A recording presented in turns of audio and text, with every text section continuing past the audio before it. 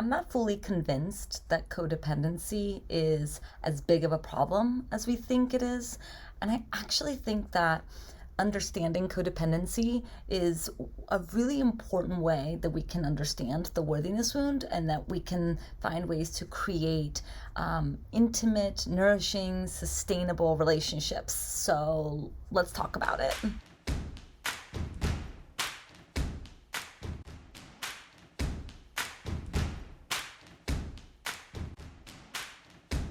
Hello, Thaís Sky here. Welcome to Reclaim the Podcast. I am your host. I'm so happy to be here with another episode of Reclaim. Thank you so much for tuning in. I've received really wonderful feedback from those of you who watch my podcast videos on YouTube. Thanks so much for subscribing and for being a part of this kind of new iteration of Reclaim. While, yes, the podcast is still available wherever you listen to podcasts, it's been really fun to also add a video feature. Although, it's a little difficult to just stare at myself and talk as I'm staring at myself. I don't think any human is supposed to be seeing just as many iterations of their face as content creators do, as those of us who choose to be on video. And anyway, but it has been really nice to add this additional opportunity to get to listen to the podcast. So thanks for being here. I want to talk about codependency today. This is a really, really popular topic. It's a popular idea. It's really gotten into pop psychology, and a lot of the people that I work with on a one-on-one basis and in Worthy Women Rise tend to label themselves as codependent, tend to kind of find comfort or certainly see themselves in this idea of codependency. And so I thought I would take some time to kind of break down how I understand and see codependency. I know I started this video, this podcast episode a little bit salacious by saying that I'm not convinced that this is as big of a problem as I think it is, and I'm going to break down exactly why. I promise I'm not as salacious as that sounds, but I do have some opinions, and I am happy to share them with you here on the podcast. This episode and any episode on worth really is brought to you by my group program, Worthy Women Rise. Doors are open. I am currently accepting applications for the 11th cohort of this really wonderful, supportive container where for one delicious year, we are going to hold each other as we go through the process of tending to our worthiness wound. We're going to really, I like to think of Worthy Women Rise as two main pillars. On the one hand, on the one big important pillar is knowledge. We're going to understand the worthiness wound, and we're going to understand how it plays out in all sorts of different ways. There's 13 modules to the program that I have curated over the years and years and years that I've led this program, and I have updated it. I have updated the modules almost every cohort in some way or another to make it the most kind of impactful modules on how to understand worth. We talk about body, we talk about emotions, we talk about pleasure, we talk about boundaries, we talk about death, we talk about celebrations, we talk about social justice, and how we can understand systemic oppression and the worthiness wound. I mean, it's all in the modules. So that's a really important pillar that allows us to have a shared language and a shared experience to understand ourselves and embark on this healing journey. But knowledge in and of itself is not the end all be all, right? Like, we may know a lot about how to heal the worthiness wound, maybe through my podcast, but it's one thing to know and another thing to experience embodied worth, right? It's one thing to have an idea of what the healing of the worthiness wound looks like. It's a totally different thing. Truly, it's a totally different thing to actually experience it, to actually feel worthy, to actually not have to convince ourselves of our worth, but to actually feel like we are inherently good, and that we are deserving of being here, and that we are allowed to take up space and have needs and desires, etc. And that's where the other pillar of Worthy Women Rise comes in, which is the community aspect, the group aspect, the weekly group calls.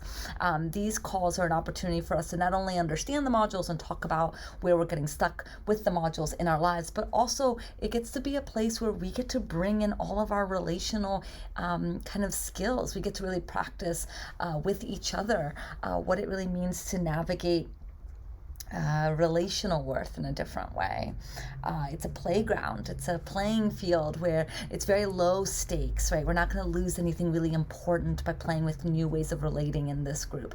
And the way that I like to see it is we bring ourselves wherever we go.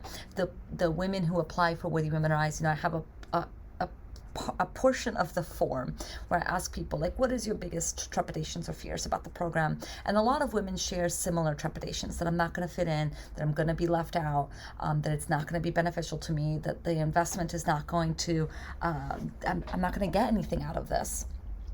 And, one of the ways in which I tend to respond to these fears is like, one, you're not alone in having these fears. And two, this is exactly what this program is about. All of these fears tend to be connected to worth. They tend to be connected to, am I allowed to be different? Or am I going to belong in my difference? Or am I going to be expected to people please here too? Is it safe for me to try some new different relational patterns here? And so the group is not a place where we're going to bulldoze through those fears and pretend like they don't exist, but we're going to actually integrate them and think about them together and hold them together so that we can actually experience worth in a different way. This is what I mean by embodied worth. We're not going to bypass the fears and demand that you just push it aside, but we're actually going to hold it together and work through it together. That's what makes this program so rich and so potent. So anyway, doors are now open. You can learn more by going to worthywomenrise.com. You can also go to the show notes for you to learn more. If you have any questions, you're welcome to reach out. I am enrolling people. We do have limited spots. So if you are interested, I highly recommend you going and checking it out. Okay, let's talk about codependency and the worthiness wound. Now, the reason why, let's just put it out there, the reason why I often talk about relationships with worth is because I see the worthiness wound as a relational wound. It is not born out of nothing. It is born out of something, and that something are relationships. Now, I spent a whole episode called Worthiness and Relationships, so I really break down how I understand these things to be connected. It's episode 172 on the podcast. You can go to the show notes for you to tune in. And I kind of explain how we tend to see relationships, psychologically speaking, how our formative relationships inform our sense of worth to this day. So I highly recommend going to check out that episode so that I don't have to spend time on this episode talking about it. If the worthiness wound is a relational wound, that means what is broken in relationships must be healed in relationships, which is, again, why Worthy Women Rise is about relationships. It's not just about modules and journaling. It's also about the relationship with me and the group. It's an important component of it, because if we want to heal something that got broken within the context of other people's minds, well, then the healing happens in other people's minds.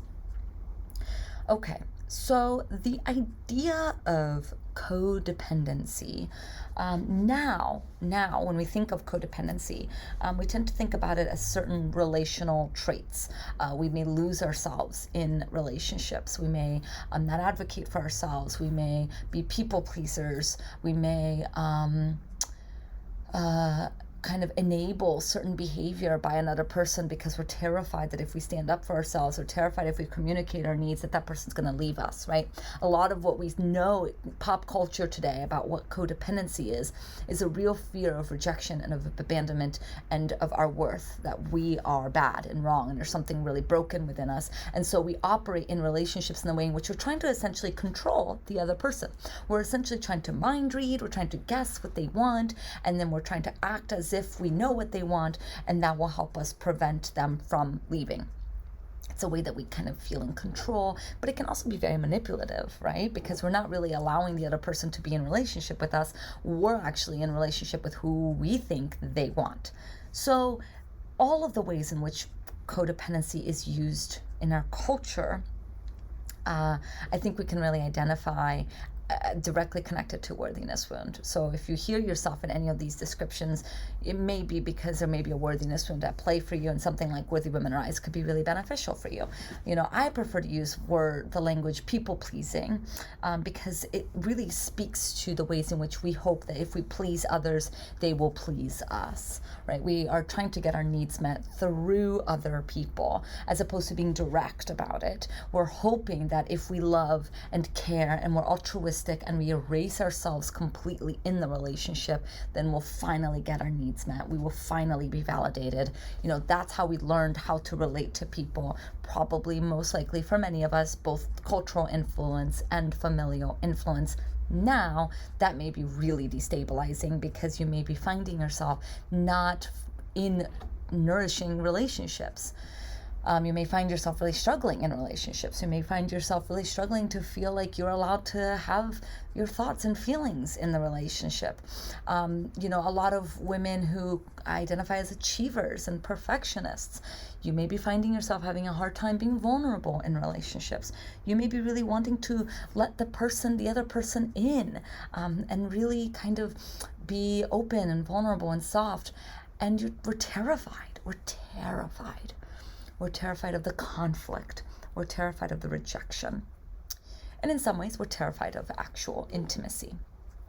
So we keep people away. If you identify with any of these, so far, everything is on board. Like, I am on board with all of this. Where I start to have some challenges and some struggles is that what we tend to see as the solution to this is to not need people.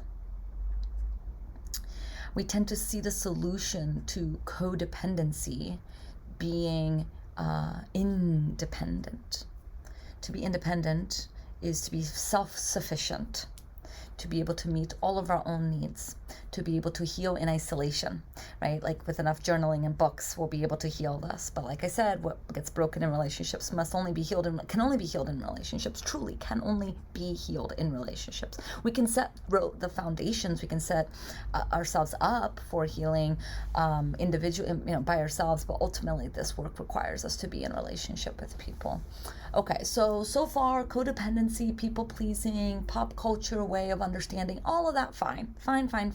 It can be really helpful to categorize ourselves, any way that we can structure our challenges can be really, really useful. Some of us may really love astrology, for example. We may love human design. What do we love about it? Well, we love that it can structure our personality, that we can see ourselves in something. It offers a mirroring that can be really useful for us. So any way that we try to structure what's happening internally is fine. Sometimes these labels can be really, really useful. Where I start to have a problem, like I said, is when the narrative goes, codependency is a problem, independence is the solution. The solution to being healing our codependency is to not need other people, to become self-sufficient, because the problem with codependency is that we're too oriented towards other people. The solution then is to be oriented towards self, to essentially cut out the other person. When we can become our whole selves, our whole full selves, then maybe we can start to go into relationships. But really, even if we are in relationships as a full whole self, we don't actually need them. We don't need them. We don't need people. To need people is to be codependent. Now we're starting to enter territory that I start to have a real problem with. Now, I wrote something along the lines, how I love in my podcast to share things that I read on Instagram and vice versa, because, I think all of it can be useful in hearing it in different ways. So I wrote a long time ago, are you codependent or do you have unmet relational needs? This is a post that people have really resonated with. I think maybe because when things become pop culture-y, right, when they get caught up in culture, they start to really lack nuance. They start to become very over-stereotyped, and I think people then really want respite from that and a different perspective. And so I write, our sense of who we are is born out of relationships. Our understanding of the world is born out of relationships. Our internal experience is born out of relationships. This psychological truth is in direct contradiction to our capitalistic, individualistic culture that perpetuates a narrative that to need others, to want validation and support from others, to depend on community, stems from pathology, or it stems from something being bad, broken, right? I even struggle with the word codependent because while I think the original definition has some use, it now is often used as a weapon against the ways we have relational needs.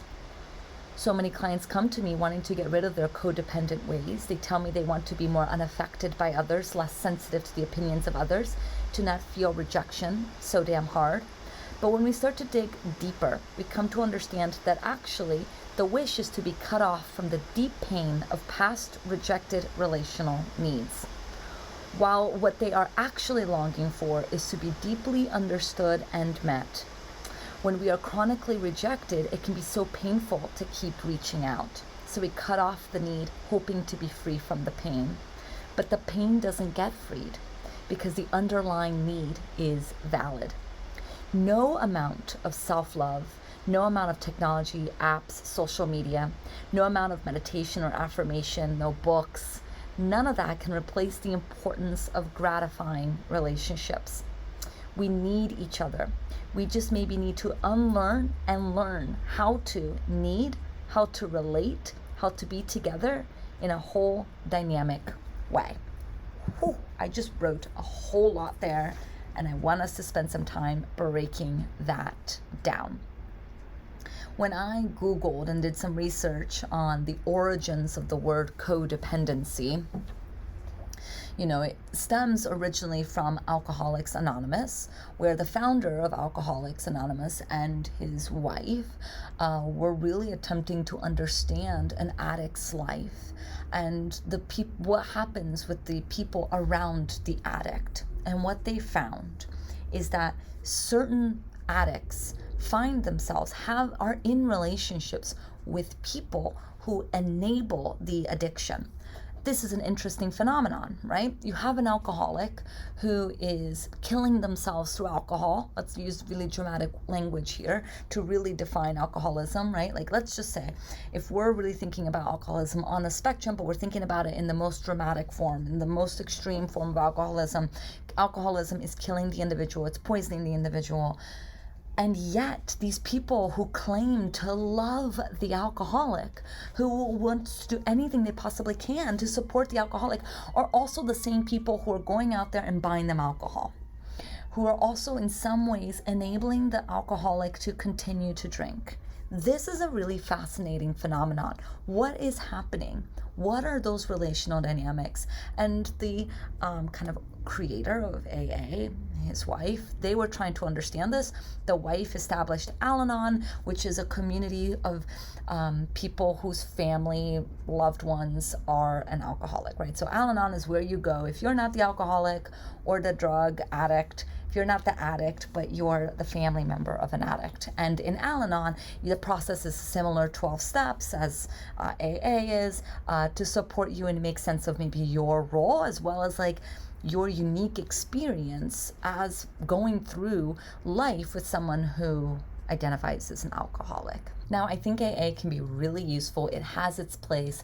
I do think that there are some challenges that I have with the AA model, and I really appreciate Holly Whitaker's work and The Tempest and her kind of understanding of alcoholism and sobriety, and I highly recommend Holly Whitaker. I think she's just doing such incredible work. I featured her on the podcast, but talking about AA is out of my scope of what I want to talk about here today. So what I struggle with is how do we get this definition of codependency, right, to be these very select individuals who really enable something that's so problematic, right, that's so life-changing. How do we go from that to what codependency is now, which is pretty much anyone who wants to make other people happy? I mean, it really has gotten to the point where we can confidently use codependency to refer to anybody who's not selfish. Like anyone who cares about other people, they're codependent. And I think we need to take a chill pill. We need to pause with this word because I think it can be very pathologizing to the basic foundational way that we need each other. Capitalism, our kind of culture at large, particularly in the West, particularly in the United States, we really live in this individualistic culture that tells us that since the birth of this country, we have been adamant, right, about rugged individualism, about doing it on your own, while ironically building our country off of the backs of Black people, right? So like individualism doesn't exist. This idea of self-made doesn't exist. just doesn't work that way. But we like to imagine that it works that way, because then we don't have to really be in touch with the ways in which the billionaire class exploits the working class, right? Or the ways in which white people have exploited black people in the United States, in the Western Hemisphere. So I think we like the idea of individualism because it gives us a sense of freedom from having to really deal with the consequences of our actions. I think it's much easier to imagine ourselves being individual, right? Because then again, we're trying to cut off the ways it hurts to be connected to people. And I think we really like being in relationship is one of the hardest kind of aspects of the human experience. And capitalism perpetuates this idea of individualism, because if we were really responsible for each other, we would really have to evaluate these massive systems that are exploiting the land, exploiting humans, exploiting animals. I mean, we really would have to reevaluate the way that we value each other if we stopped just blindly following this capitalistic idea of productivity, achievement, perpetual growth, etc., etc. There's some things that are really, really harmful about the ways in which capitalism benefits off of the belief that we don't need each other, and that success is truly by being self-made, by doing it alone, by figuring it all out by yourself. And so even if you may not necessarily really internalize or be interested in participating in capitalistic culture, it is quite pervasive, the cultural language that tells us that we shouldn't need each other, and that to need each other is to be codependent. And this is where I struggle with that language. And I struggle with that language because it's a way in which we're pathologizing ourselves, right? The ways in which we're saying that something as basic as being thoughtful of other people, being attentive to the needs of other people is somehow means that there's something wrong with us. Now, of course, everything exists on a spectrum. There's a difference between caring for people and losing ourselves in the care for other people. And that differentiation is where the healing lies. Okay, that's where the opportunity, the invitation lies for us who are healing the worthiness wound, who are wanting relationships that are meaningful in our lives. We now are invited to explore, why is it that we believe that the only way that we can be in relationship is to lose ourselves? Why is it that when we start to get close to people, we need to push them away, because to be close means to be suffocated, right? This is now the to me more important questions. And this is where it becomes a lot more complicated, because now we have to grapple with complicated relationships. Yes. There is, okay. Let me think about where I want to go now. I explained why I think codependency can be problematic language, why I certainly don't use the words. I prefer, in Worthy Women Rise, I teach about enmeshment versus individuation, and I reference some really incredible ideas from humans who have done really wonderful work on how to find closeness with people and intimacy with people while also being our own unique self. If you want to learn more, come join me in Worthy Women Rise. Let me actually share a story that I've written in my newsletter a little while ago. It's about Schopenhauer's porcupines, right? So there's this kind of like predicament that Schopenhauer kind of theorized about. And he was talking about how porcupines in the winter are cold, right? They're cold, they're standing by themselves. And so how do they get warmth? They get warmth by getting closer to the other porcupines. But when you get too close to the other porcupines, you get prickled. And so getting too close hurts you, but being too far away keeps you cold. And so this is a predicament. What do we do? And I think this story really beautifully outlines the predicament of the worthiness wound. Because the worthiness wound tells us that there's something inherently bad and broken and wrong with us. Right? It tells us that in order for us to then relate to other people out of this badness is we have to be who they want us to be. And so the paradox of the worthiness wound is, how can we stand in our own goodness while also standing close to people. If we push people away, then we're kind of perpetuating the worthiness wound's sense of isolation and loneliness. But if we get too close to people, we lose ourselves. And so this is a really difficult place that we find ourselves. Again, this is all kind of relational dynamics that can then only really be figured out and healed within relational spaces. But I think what is important about this paradox, and what's important for us to reflect on, is that the intimacy, true connection, true togethering can really only happen when individuals are different, when they are their full, whole, unique selves. While we hide ourselves, while we diminish ourselves, while we make ourselves smaller for the comfort of another, well, for the assumption of a comfort of the other, because we don't actually know if that's what they need or want, etc. While we do that, we're actually not capable of experiencing intimacy, because we're assuming that we are assuming we know the other person's mind.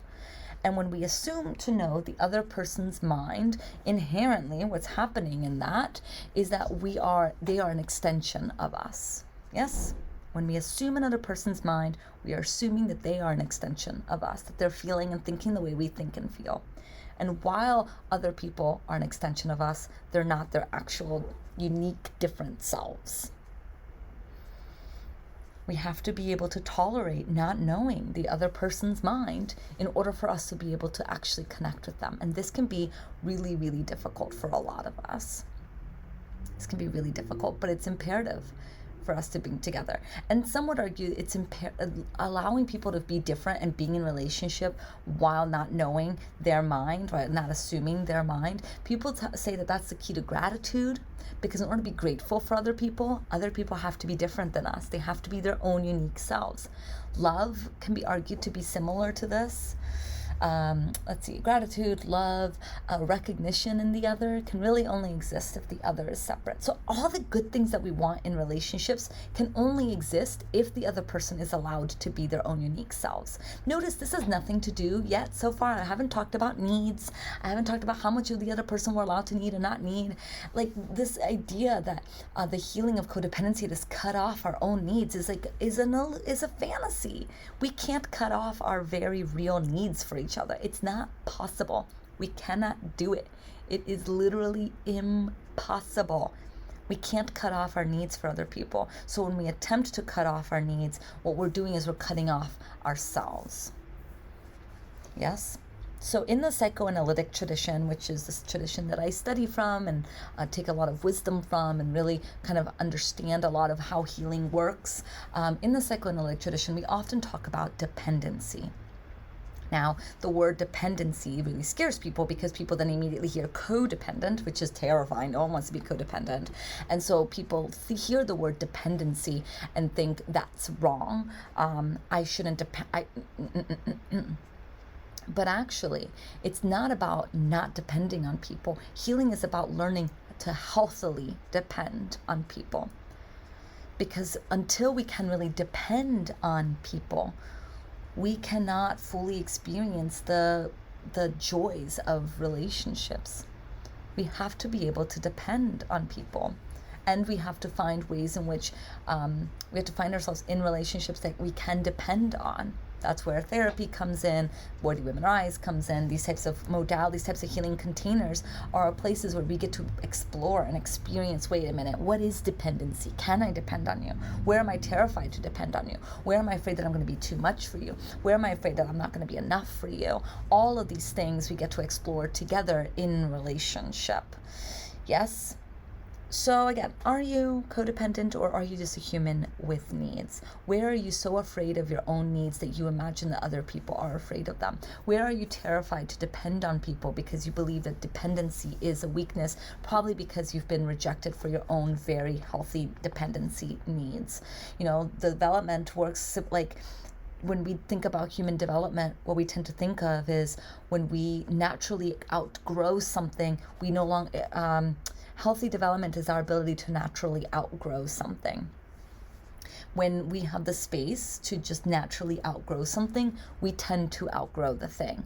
But it's when we're impinged upon or demanded that we outgrow something that then we get stuck within us. So many of us who have dependency issues, who are terrified to depend on people, what we're really grappling with is the ways in which we had been forced to either depend for too long or not depend for long enough, or have caregivers that we weren't able to depend on. Yes, to depend, really what we're saying is to let in, to take in, to support us. It means to not have to figure everything out by ourselves.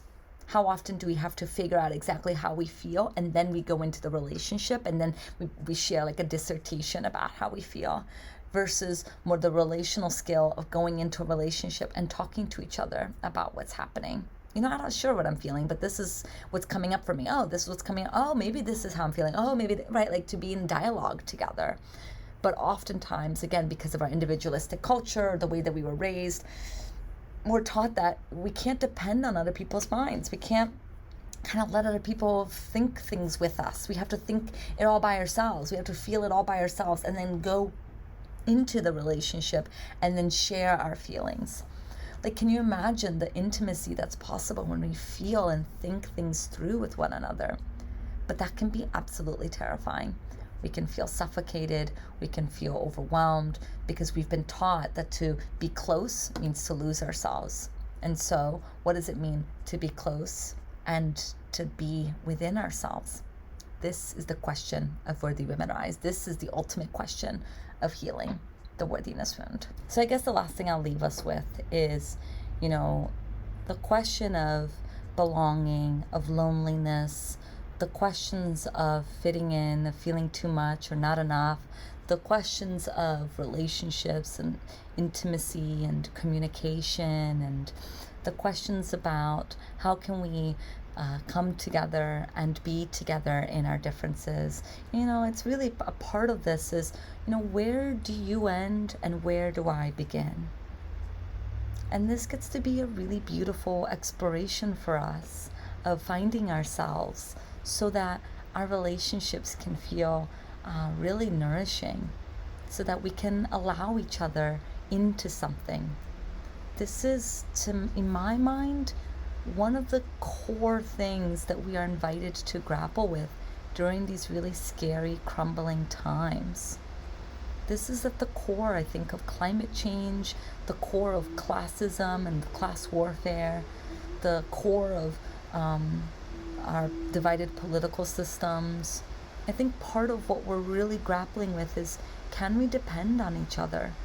And how much do we need to do that? And I believe that we desperately need each other. We can't solve all of life's problems by ourselves. We need each other. But while it feels really unsafe to need other people, while it feels like it really threatens something important for us, well, that's where the work lies. So that we may find ways where we can sustain ourselves and nourish ourselves while also be nourished within relationships. Healthy dependency includes self-regulation and co-regulation. It means being flexible, being able to move into when do I need to tend to myself and when can I allow others in? And how can I notice where I'm more likely to go and why? Because there are ways that sometimes we go too quickly to other people to the point where we can't even tolerate being by ourselves. Oftentimes we heal codependency, people pleasing, enmeshment, whatever we want to call it. We heal that not through independence, but by learning interdependence or just dependence. By being in spaces where this stuff gets to be explored and talked about and worked through together. You don't have to figure it all out by yourself. Let your support system support you. That's the whole point of being human, I think, is to be able to risk each other, yes? And wherever that leads to an immense amount of pain, that's where the healing lies.